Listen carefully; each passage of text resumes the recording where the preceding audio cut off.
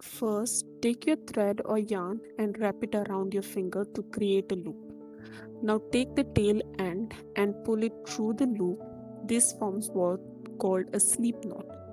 You can tighten or loosen the knot by adjusting it gently.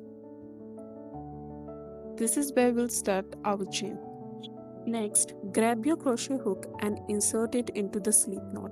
Adjust the loop so it's snug but still loose enough to move easily into the hook. With the yarn in your other hand, wrap it over the hook. This is called a yarn over. Then pull the yarn through the loop on your hook. That's your first chain. Now just repeat the step. Yarn over and pull through the loop.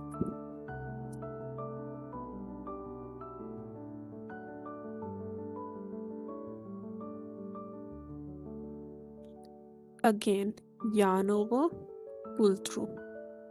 As you repeat, you'll see the chain forming. Make sure your loops are even and don't worry if it slips out once or twice. Just reinsert your hook and keep going.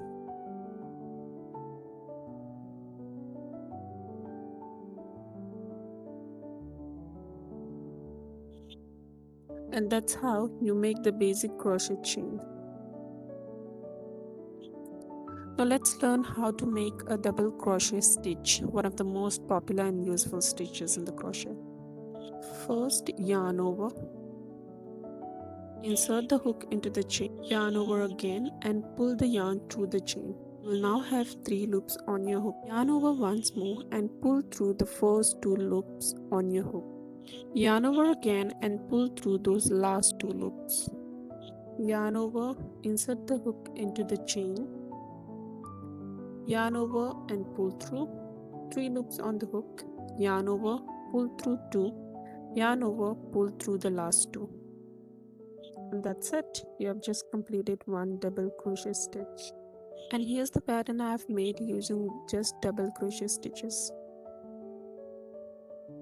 Now let's move on to the triple crochet stitch. It's very similar to the double crochet but with one extra step.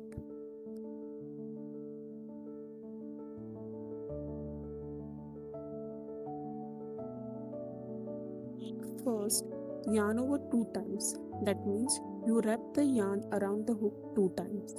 This gives you 3 loops on the hook. Next, insert the hook into the stitch, yarn over and pull.